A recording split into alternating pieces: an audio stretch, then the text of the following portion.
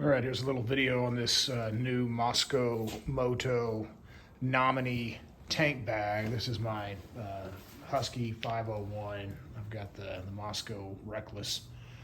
I think those are the 40s, whatever, not the super smallest one, but the next one. You guys can see sort of that. But I just wanted to add one more little bag to it, and I'll kind of show you how this thing works. It's pretty small, but again, for this type of motorcycle, that's about all you want. I've got the larger Cerebee expanded tank on there, so you can kind of see that. But I just wanted to show you how this thing sort of goes together and the setup that I used. This is the first tank bag I bought from Mosko Moto, and it comes with these little, kind of see them right here. These are separate pieces. This is a clip. You can see this kind of unclips like this. That's part of how you take it off the bag. But it comes with some zip ties, and you actually can zip tie this thing, anywhere you feel is appropriate, somewhere on the frame, preferably away from the exhaust. I think that'll be okay. We'll see. So that's how that attaches on both sides. So when you first get that, I actually had to look at the instructions. It was kind of confusing. I was like, what is this? How does this loop around? But that actually zip ties to the frame. You can kind of go through the little loops there, but this is a real sturdy thing, and it's not going anywhere once you tighten that thing down. So it actually comes with two of these really thick zip ties. I zip tied one in the wrong place, so I had to cut off the nice big fat one and just use a regular one, but I'm sure you can use whatever you got, it'd be fine.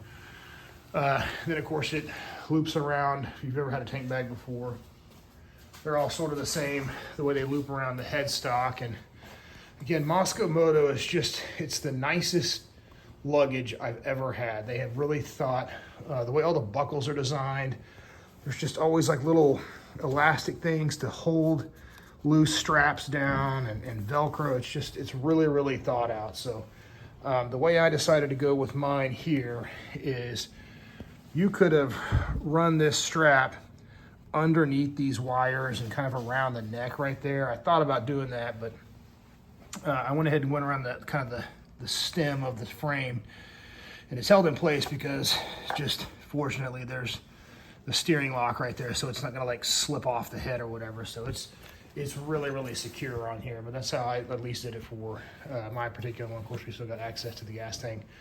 But yeah, that's sort of how it hooks up. Again, the same setup on this side. Again, identical to the other side. And this is I'll kind of show you over here. This is a giant Velcro strap. So this is a little loop that kind of loops around. It's a little Velcro clasp. You can see that. But this is one giant Velcro strap, so you can release that. Of course, you could tighten it or whatever as much you want.